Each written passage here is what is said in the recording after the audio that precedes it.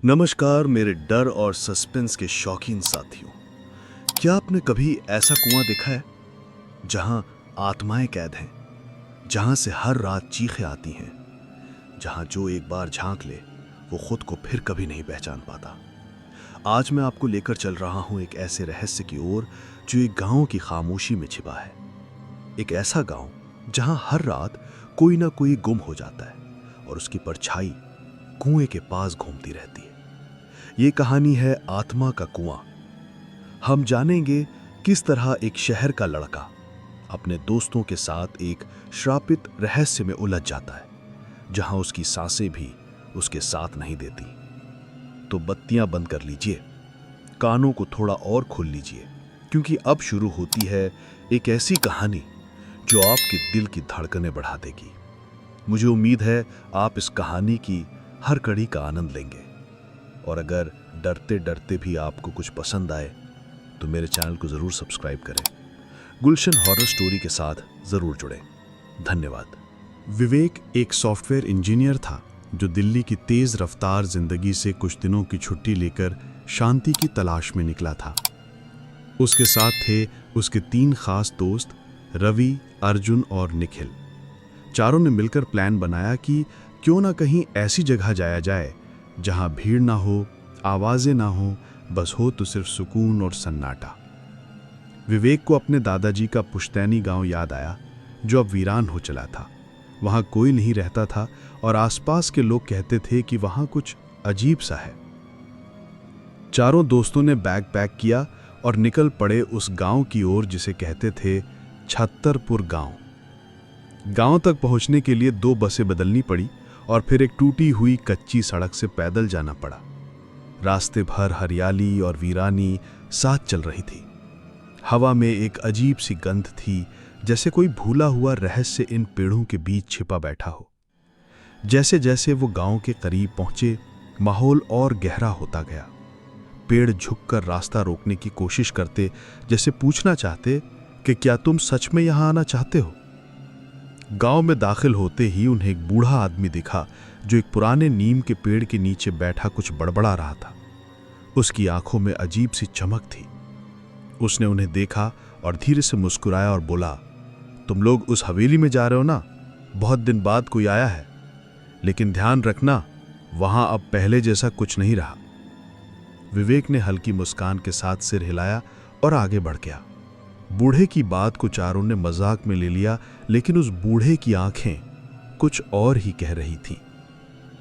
जब वे हवेली के दरवाजे पर पहुंचे तो वो जर्जर हो चुकी थी। लकड़ी की दीवारें सीलन से सड़ चुकी थीं और खिड़कियां आधी टूटी हुई थीं।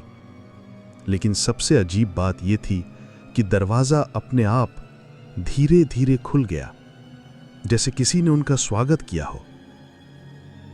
हवेली में घुसते ही एक अजीब सी ठंडक ने सबको अपनी गिरफ्त में ले लिया। दीवारों पर मकड़ी के जाले थे और जमीन पर धूल की मोटी परत। लेकिन एक बात ने सबको चौंका दिया कि रसोई में ताजा राख पड़ी थी, जैसे किसी ने हाल ही में चूल्हा जलाया हो। रात होने लगी और हवेली की पुरानी दीवारें अजीब आवाजें करने लगी। दोस्तों ने मजाक में इसे पुरानी हवेली का असर कहा, लेकिन विवेक को लग रहा था कि कुछ तो है जो उनकी मौजूदगी को देख रहा है। हवेली के एक कोने में एक पुराना ताला लगा कमरा था, जिसे देखकर निखिल ने कहा कि सुबह इसे खोलेंगे और देखेंगे कि अंदर क्या है। रात के खाने के बाद सब अपने अपने बिस्तर पर सो गए, लेकिन विवेक को नींद नहीं आ रही थी। उसे लग रहा था कि कोई उसके कमरे के बाहर टहल रहा है, और फिर उसे सुनाई दी एक धीमी सी आवाज, जैसे कोई फुसफुसा रहा हो, कुआं कुआं कुआं। विवेक ने खिड़की से झांका, लेकिन बाहर कुछ नहीं था। हवेली की छत पर सिर्फ सन्नाटा और दूर से आती हवा की सरसराहट थी। लेकिन वो आवाज दोबारा आई, और अब की बार और पास से, कुआं कुआं कुआं।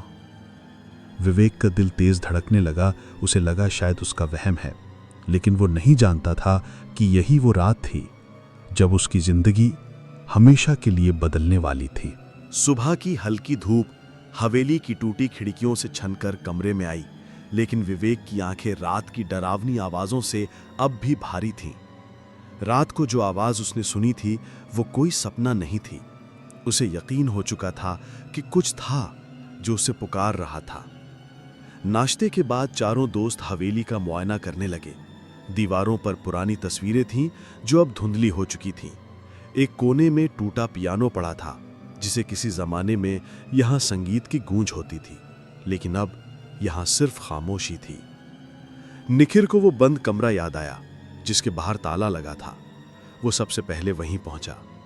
ताले पर जंग लगी थी लेकिन ज्यादा पुराना नहीं लग रहा था। अर्जुन ने एक पत्थर से ताले को तोड़ने की कोशिश की। 3-4 वार के बाद ताला गिर गया और दरवाजा कराहता हुआ खुला। कमरे के अंदर अंधेरा था। एक पुरानी अलमारी, एक चारपाई और एक लकड़ी का संदूक रखा था। अलमारी खोलते ही धूल का गुबार उड़ने लगा, लेकिन सबसे ज्यादा ध्यान खींचा उस लकड़ी के संदूक ने, जिसे बहुत ही सावधानी से बंद किया गया था। विवेक ने धीरे से उसका ढक्कन उठाया और अंदर एक पुरानी डायरी निकली। डायरी पर किसी का नाम नहीं लिखा था, लेकिन पन्नों पर खून जैसे दाग थे। पहला पन्ना पढ़ते ही विवेक की आंखें फैल गईं। लिखा था, इस कुएं को मत छूना, इसमें जो है वो अब भी जागता है। सभी दोस्त एक दूसरे की ओर देखने लगे। रवि ने कहा, लगता है कोई गांव की पुरानी कहानी है, शायद डराने के लिए लिखी गई हो। लेकिन विवेक को लग रहा था कि यह कुछ ज्यादा ही सच्चा है। शाम होते होते हवेली के पीछे की तरफ का हिस्सा देखने का मन बना। उन्होंने देखा कि वहां झाड़ियों के बीच एक पुराना कुआं था जो अब मिट्टी से आधा भर चुका था और उसके चारों ओर लोहे की टूटी जंजीरें पड़ी थीं। कुएं के पास खड़े होते ही एक अजीब सी सिहरन सबके शरीर में दौड़ गई, जैसे वहां कोई अदृश्य ताकत सांस ले रही हो। अर्जुन ने पत्थर उठाया और कुएं में फेंका, लेकिन गिरने की आवाज नहीं आई। कुछ सेकंड बाद वहां से फिर वही आवाज आई जो विवेक ने रात में सुनी थी, कुआं, कुआं, कुआं। अब डर सबके चेहरे पर दिखने लगा। रवि ने कहा, चलो यहां से वापस चलते हैं, ये मजाक से बाहर की बात हो गई है। लेकिन निखिल अड़ा रहा। वो बोला, हमें पता करना होगा कि इस कुएं में क्या है। रात को सबने तय किया कि वे कल सुबह गांव जाकर गांव वालों से इस कुएं के बारे में पूछेंगे। रात होते ही हवेली फिर से अजीब सी आवाजों से भरने लगी। लकड़ी की सीढ़ियां बिना किसी के चलने के भी चरमराने लगीं। दीवारें सांस लेती हुई सी लगने लगीं और उस रात फिर वही आवाज आई, इस बार और साफ और नजदीक से, कुआं खोलो, मुझे आजाद करो। विवेक की आंखें खुली की खुली रह गईं। उसने खिड़की के बाहर देखा तो कुएं की तरफ कोई सफेद साया खड़ा था। उसका चेहरा नहीं दिख रहा था, लेकिन उसकी उंगलियां कुएं की ओर इशारा कर रही थीं। उसके रोंगटे खड़े हो गए और उसने खुद से सवाल किया, क्या मैं इस कुएं को खोलूं या नहीं? क्या मैं सच में उस आत्मा की पुकार को सुन रहा हूं? अगली सुबह सूरज की किरणें हवेली की दीवारों से टकरा रही थीं, लेकिन हवेली की हवा अब भी भारी लग रही थी। विवेक रात की बात किसी को बताने से डर रहा था, लेकिन उसका चेहरा खुद ही सब कुछ कह रहा था। निखिल ने उसे देखा और कहा, तूने भी देखा ना वो साया? विवेक ने सिर हिलाया और बोला, हाँ, वो कुएं के पास था, मुझे देख रहा था, लेकिन चेहरा बिल्कुल साफ नहीं था और वो इशारा कर रहा था कि कुआं खोलो। चारों दोस्तों ने तय किया कि अब गांव जाकर सच्चाई जाननी ही होगी। रास्ता तय करते हुए वे गांव के उस हिस्से में पहुंचे जहां कुछ बुजुर्ग बैठे थे। एक बूढ़े बाबा जो सबसे अलग शांत बैठे थे। उनके पास जाकर अर्जुन ने पूछा, बाबा, इस हवेली के पीछे जो पुराना कुआं है उसके बारे में कुछ जानते हैं? बाबा ने सिर उठाया। उनकी आंखों में डर था और उन्होंने धीमे से कहा, उस कुएं का नाम मत लो बेटा, वहां कुछ ऐसा है जिसे बरसों पहले बांध दिया गया था। उस कुएं से कई बार लोगों ने चीखें सुनी हैं और जो भी उसे खोलने गया वो कभी लौट कर नहीं आया। निखिल ने पूछा, क्या कोई कहानी है उसके पीछे? बाबा ने गहरी सांस ली और बोले, हाँ बेटा, बरसों पहले उस हवेली में एक तांत्रिक रहा करता था। वो काले जादू में माहिर था। उसने अपनी शक्ति बढ़ाने के लिए गांव की एक मासूम लड़की को बलि चढ़ाने की कोशिश की, लेकिन गांव वालों ने उसे रंगे हाथों पकड़ लिया और उसी कुएं में जिंदा दफना दिया। वो तांत्रिक मरते समय चिल्लाया था, मैं लौटूंगा, और जिसे मेरी सजा मिलेगी वो भी इसी कुएं का हिस्सा बनेगा। बाबा की बात सुनकर चारों दोस्त सन्न रह गए। विवेक के हाथ से डायरी गिर पड़ी जो वो साथ लाया था। बाबा ने डायरी देखी और कहा, ये उसी तांत्रिक की है। इसमें जो लिखा है वो शाप है, उसे पढ़ना भी खतरा है। बाबा ने कहा, बेटा अगर तुम सब सुरक्षित रहना चाहते हो तो इस हवेली से अभी चले जाओ। वहां भी उसकी आत्मा जाग रही है और वो किसी को नहीं छोड़ती। लेकिन निखिल का चेहरा अलग ही उत्साह में था। उसने कहा, अगर हमने सच को सामने नहीं लाया तो फिर कौन लाएगा? अब हम डर कर पीछे नहीं हट सकते। रवि ने विरोध किया। उसने कहा, हम यहां घूमने आए थे, ना कि किसी शापित कहानी का हिस्सा बनने। विवेक चुप था। उसके मन में उथल पुथल चल रही थी। वो उस आत्मा को रात को देख चुका था। वापसी के रास्ते में हवेली और भी डरावनी लगने लगी, जैसे किसी ने उसकी दीवारों पर आंखें लगा दी हों और सबको घूर रही हो। रात को हवेली की छत से किसी के चलने की आवाजें आने लगी। जब सब बाहर दौड़े तो छत पर एक सफेद परछाई दिखी जो तेजी से कुएं की ओर गई और देखते ही देखते गायब हो गई। अब चारों दोस्तों को यकीन हो गया था कि ये कोई आम किस्सा नहीं, बल्कि एक खतरनाक हकीकत थी जो हर रात उन्हें अपने पास खींच रही थी। रात के अंधेरे में हवेली अब और भी रहस्यमयी लगने लगी थी। चारों दोस्त चुपचाप अपने अपने बिस्तर पर पड़े थे, लेकिन नींद किसी को नहीं आ रही थी। विवेक को बार बार ऐसा लग रहा था जैसे कोई उसके कान में फुफुसा रहा हो। कुएं से आती धीमी सी आवाज अब साफ सुनाई दे रही थी, जैसे कोई बार बार बुला रहा हो। विवेक उठकर बैठ गया। उसने देखा कि निखिल भी जग रहा है और उसकी आंखें लाल हो चुकी हैं। निखिल बोला, तुम सब डरते हो, पर मुझे अब इस आत्मा से बात करनी है। वो हमें बुला रही है और मुझे उसके पास जाना होगा। अर्जुन और रवि डर के मारे कांपने लगे। उन्होंने विवेक से कहा, उसे रोको, वरना हम सब मुसीबत में फंस जाएंगे। लेकिन विवेक खुद भी भ्रमित हो चुका था। तभी दरवाजा खुद ब खुद खुल गया और हवेली के भीतर एक ठंडी हवा का झोंका आया। सबने देखा कि कुएं की दिशा से एक काली परछाई धीरे धीरे अंदर आ रही है। उसकी चाल अजीब थी, जैसे वो तैर रही हो। वो परछाई निखिल के पास पहुंची और उसकी आंखों में आंखें डालकर खड़ी हो गई। निखिल बिना किसी डर के बोला, मैं तैयार हूं, बताओ मुझे क्या करना है। तभी अचानक निखिल जमीन पर गिर पड़ा और उसका शरीर कांपने लगा। उसकी आंखें सफेद हो गईं और मुंह से अजीब सी आवाजें निकलने लगीं, जैसे किसी और ने उसका शरीर ले लिया हो। अर्जुन और रवि ने मिलकर उसे उठाया, लेकिन वो किसी बेकाबू जानवर की तरह खुद को छुड़ाने लगा। वो चिल्लाया, मत छुओ मुझे, मैं उसकी शक्ति महसूस कर रहा हूं, वो मेरे भीतर आ रही है। विवेक ने डरते डरते तांत्रिक की डायरी उठाई और कुछ शब्द पढ़ने शुरू किए। तभी वो परछाई चीखते हुए दीवार में समा गई और निखिल बेहोश होकर गिर गया। सन्नाटा छा गया। हवेली की दीवारों से टपकते पानी की आवाजें ही अब सुनाई दे रही थीं और सबके दिल तेजी से धड़क रहे थे। अर्जुन बोला, यह सब अब हमारे बस का नहीं है, हमें तुरंत यहां से जाना चाहिए। लेकिन विवेक बोला, अब जब यह सब शुरू हो चुका है तो हम कैसे छोड़ दें? निखिल को इस हालत में नहीं छोड़ सकते। तभी हवेली के कोने से एक बच्चे के रोने की आवाज आई। आवाज इतनी दर्द भरी थी कि सबका कलेजा कांप गया। रवि बोला, ये कौन हो सकता है? क्या कोई और भी फंसा है यहां? विवेक ने कहा, चलो देखते हैं, शायद कोई मदद चाहता हो। चारों एक साथ उस कोने की ओर बढ़े जहां से रोने की आवाज आ रही थी। वहां पहुंचते ही उन्होंने देखा एक छोटी सी बच्ची दीवार से सटकर बैठी है और लगातार रो रही है। उसके बाल उलझे हुए थे, कपड़े पुराने और फटे थे, लेकिन चेहरा साफ नहीं दिख रहा था, जैसे धुंध में छिपा हो। विवेक ने धीरे से पूछा, तुम कौन हो और यहां क्या कर रही हो? बच्ची ने सिर उठाया और बोली, मत जाओ, वो आ रहा है। तभी हवेली की दीवारें हिलने लगीं और हवा का झोंका इतना तेज हुआ कि दरवाजे खिड़कियां खुद ब खुद बंद हो गए। अब वे सब अंदर फंस चुके थे। हवेली के हर दरवाजे और खिड़की तेज हवा के साथ खुद ही बंद हो चुके थे। अब चारों दोस्त उस बच्ची के साथ उसी कमरे में कैद थे। सभी के चेहरों पर डर की लकीरें साफ दिख रही थीं।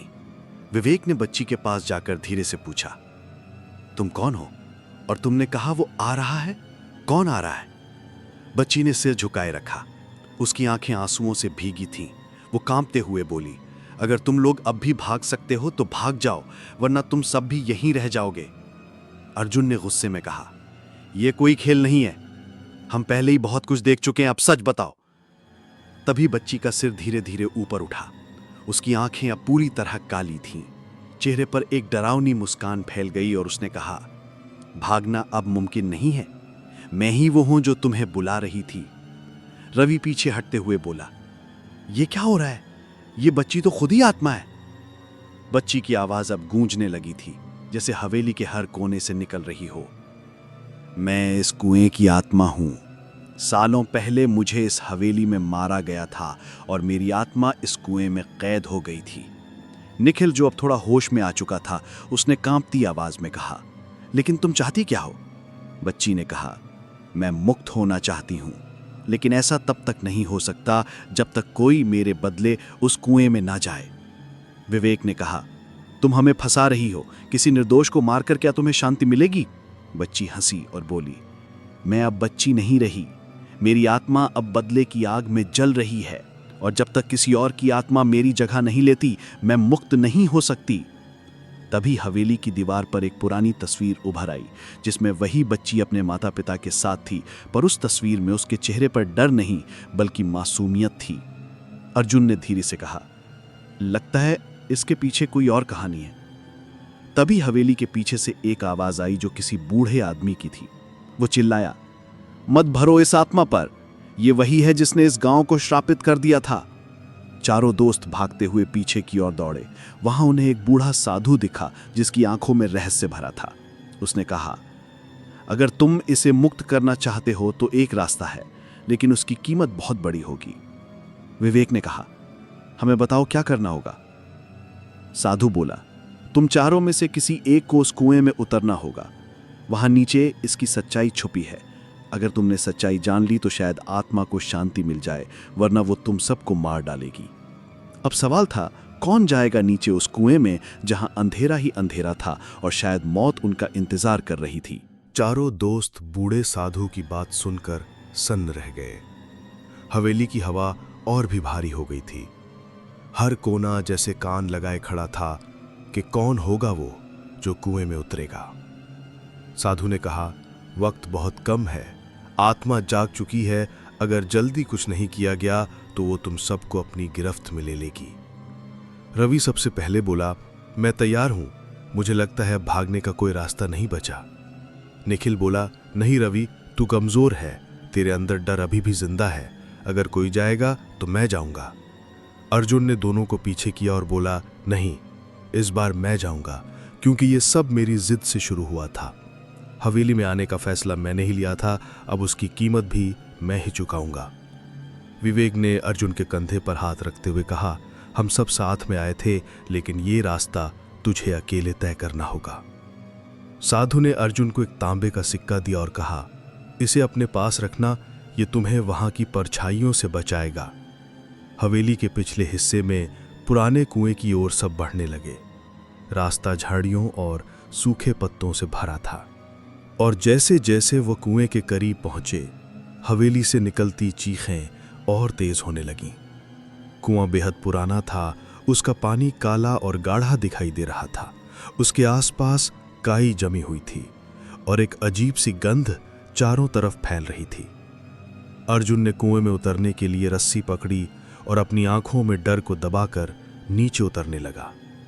उसका हर कदम नीचे की गहराई को और भयानक बना रहा था। जैसे ही वो कुएं की तली तक पहुंचा, वहां एक पत्थर की दीवार दिखाई दी, जिस पर लाल रंग से कुछ लिखा था, मगर वो भाषा समझ से बाहर थी। अचानक दीवार खुद ही खुल गई और एक सुरंग का रास्ता दिखाई देने लगा।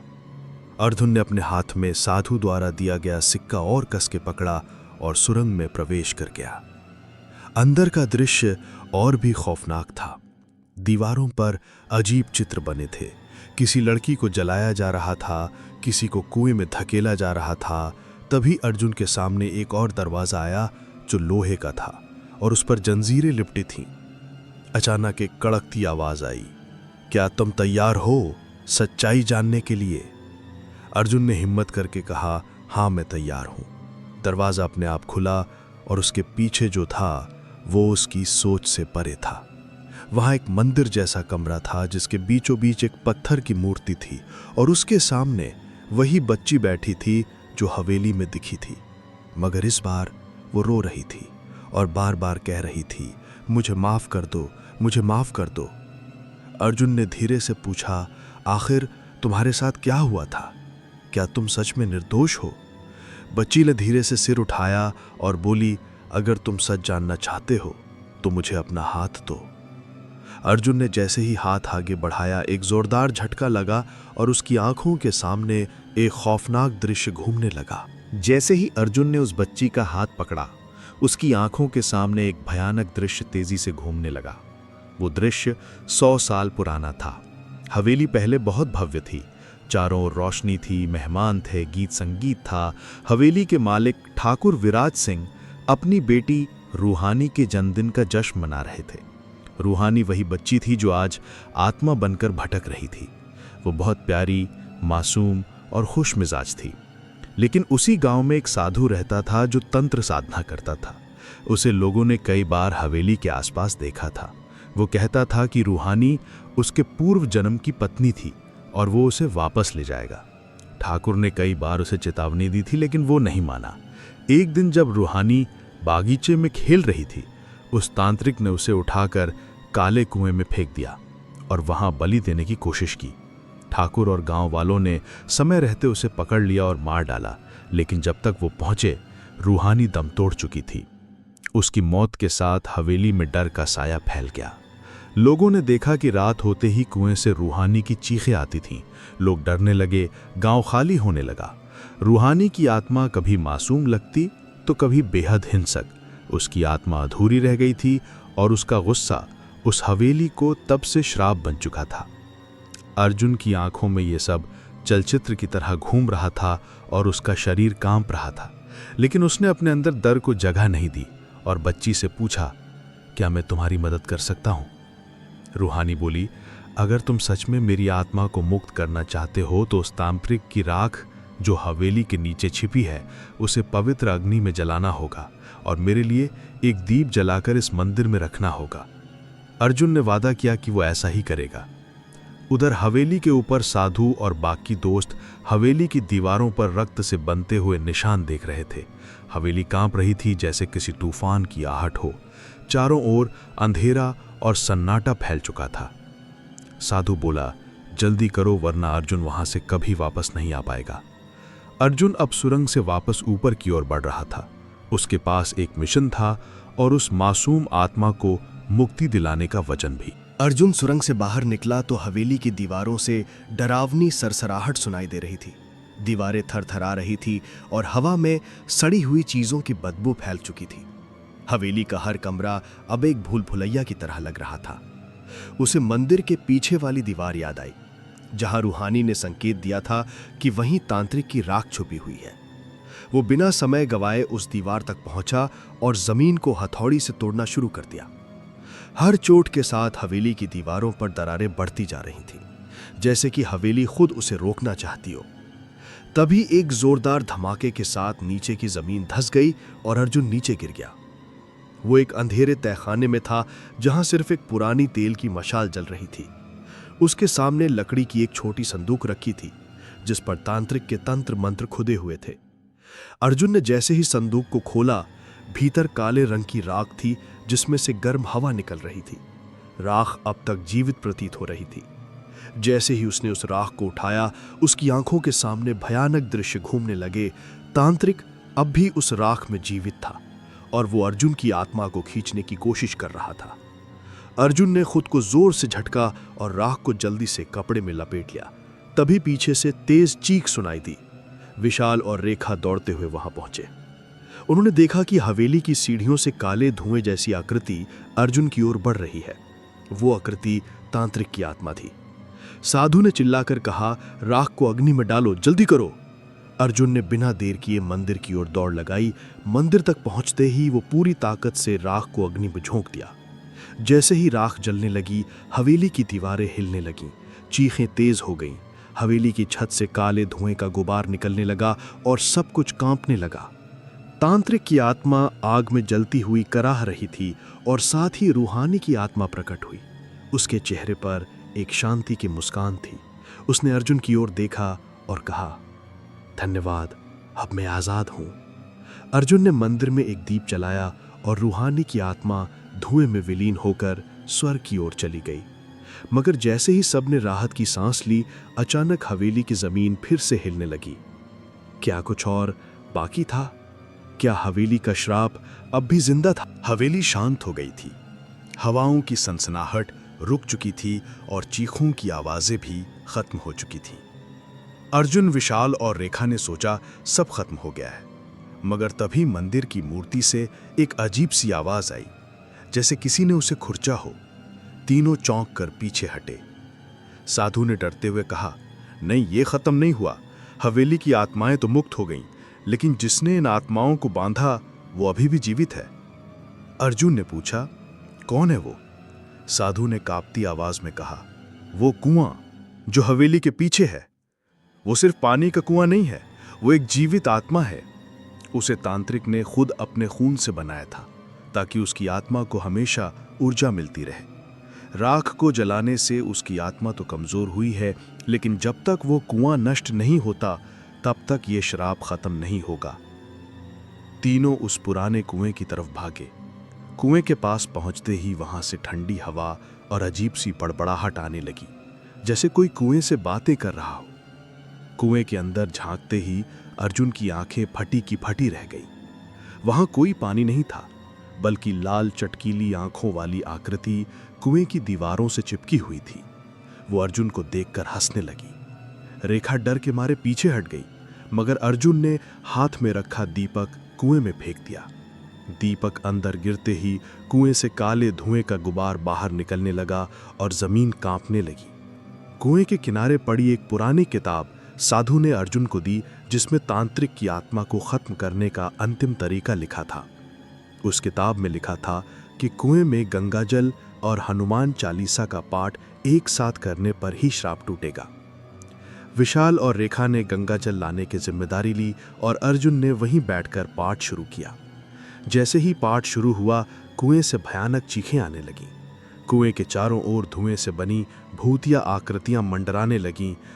गंगाजल कुएं में डालते ही कुआं जलने लगा और उसकी दीवारें फटने लगीं। कुएं के भीतर से आग की लपटें निकलीं और वो लाल चटकीली आंखें जलती हुई गायब हो गईं। पूरा गांव इस दृश्य को देखकर थर्रा उठा। हवेली की जमीन दरकने लगी और पूरी हवेली धूल में बदल गई। साधु ने मुस्कुराते हुए कहा, अब ये श्राप समाप्त हो गया है।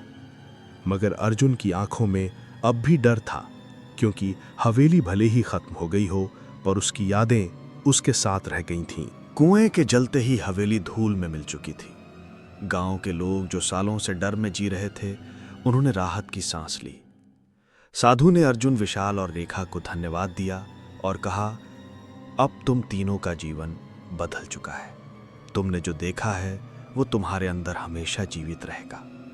अर्जुन की आंखों में अब भी कुछ अनकही बातें थीं। उसने साधु से पूछा, क्या अब सब खत्म हो गया? साधु ने शांत स्वर में कहा, भूतों से भले तुम जीत गए हो, मगर आत्मा का बोझ बहुत भारी होता है। अर्जुन ने दिल्ली लौटने का फैसला किया। रेखा अपने परिवार के पास वापस चली गई और विशाल ने उस गांव में एक स्कूल खोलने का सपना देखा, ताकि आने वाली पीढ़ी अंधविश्वास और डर से दूर रह सके। मगर दिल्ली लौटने के कुछ हफ्तों बाद अर्जुन के साथ अजीब घटनाएं होने लगी। रात को दरवाजे पर दस्तक होती थी, लेकिन बाहर कोई नहीं होता। दीवारों पर पानी की बूंदें गिरती थी, मगर ऊपर से कोई रिसाव नहीं होता। एक दिन अर्जुन ने अपनी अलमारी खोली तो उसमें वही लाल चटकीली आंखें चमक उठी। वो पल भर में गायब हो गईं। अर्जुन डर गया। उसने साधु को फोन किया, मगर नंबर बंद था। फिर उसने वो किताब निकाली जो साधु जी दी थी। उसके पन्नों में एक आखिरी संदेश था, अगर कुएं की आत्मा ने तुम्हें चुना है तो वो तुम्हारे साथ हर जन्म में रहेगी। उसे सिर्फ नष्ट नहीं किया जा सकता, उसे स्वीकार करना होगा। अर्जुन अब जान चुका था कि उसकी जिंदगी फिर कभी सामान्य नहीं हो सकती। अब वो दिन में सामान्य जीवन जीता और रात को आत्माओं की फुसफुसाहट सुनता। उसने एक डायरी लिखनी शुरू की जिसमें वो हर रात की घटनाएं दर्ज करता। वो जानता था यह अंत नहीं है, शायद एक और कहानी की शुरुआत है, एक और श्राप, एक और रहस्य, एक और आत्मा। क्या अर्जुन का संघर्ष यहीं खत्म हुआ या एक और डरावनी दास्तां उसकी राह देख रही है? जानने के लिए जुड़े रहिए गुलशन हॉरर स्टोरी के साथ, जहां हर कहानी आपको नींदों से छीन लेती है। धन्यवाद।